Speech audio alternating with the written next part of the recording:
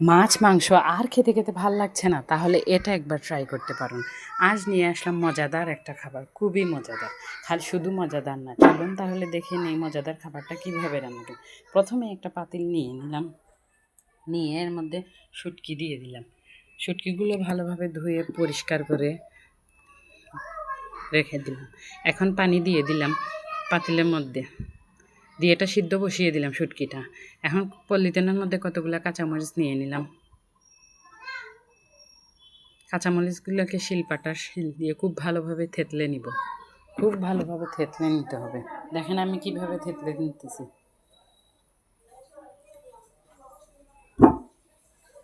এখন একটা পরিষ্কার পাতিল নিয়ে নিলাম, এর মধ্যে দিয়ে দিব ভাপানো লতি।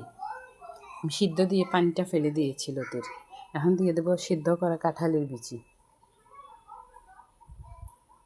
দিয়ে দিলাম থেতলে রাখা কাঁচামরিচগুলো। এখন দিয়ে দেব পরিষ্কার করে ধুয়ে রেখেছি চিংড়ি মাছগুলো এর মধ্যে দিয়ে দিলাম। এখন দেবে শুকনো মরিচের গুঁড়া দিয়ে দিব, স্বাদ মতো লবণ দিয়ে দিব। আমি লতি দিয়ে কাঁঠাল বিচির তরকারি রান্না করতেছি। এখন দিয়ে দিব হলুদ। শুটকিগুলো সিদ্ধ হয়ে আসছে, এখন ডাল ঘুটনি দিয়ে ভালোভাবে ঘেটে নিব শুটকিটাকে, খুব ভালোভাবে ঘেটে নিতে হবে, তাহলে কাঁটাগুলো আলাদা হয়ে যাবে শুটকি থেকে। এখন ছোট একটা ঝাঁঝরি নিয়ে এর মধ্যে ছাঁকনির মধ্যে ছেঁকে দিব শুটকিগুলোকে। এর মধ্যে একটু পানি দিয়ে আবারও ধুয়ে শুটকিগুলো ভালোভাবে কাঁটা থেকে ছুটিয়ে নেব। এখন শুটকি দেওয়া শেষ, এখন একটু নেড়ে চেড়ে সব কিছুকে একসাথে মিশিয়ে নিব। এখন বাটা মশলা দেওয়ার পালা। প্রথমেই দিয়ে দিলাম বাটা মশলা, রসুন, পরিমাণ মতো রসুন দিয়ে এখন দিয়ে দিব হালকা একটু পেঁয়াজ বাটা। পেঁয়াজ বাটাটা একটু কম দিবেন, রসুনটা একটু বেশি, শুটকিতে একটু রসুন বেশি হলে খেতে ভালো লাগে। দিয়ে সব কিছু দেওয়া শেষ, এখন আমি খুব ভালোভাবে নেড়ে চেড়ে মিশিয়ে নিব।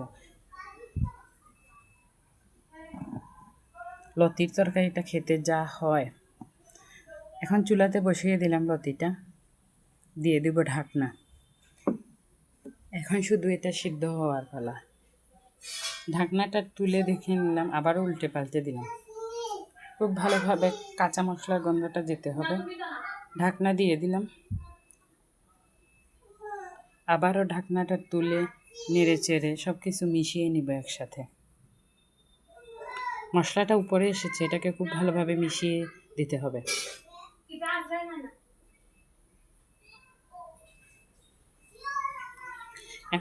এখন এর মধ্যে দিয়ে দিব আমি বোম্বাই মরিচ বা নাগা মরিচ, যেটাই বলেন, দিয়ে খুব ভালোভাবে নেড়ে চেড়ে মিশিয়ে নিতে হবে।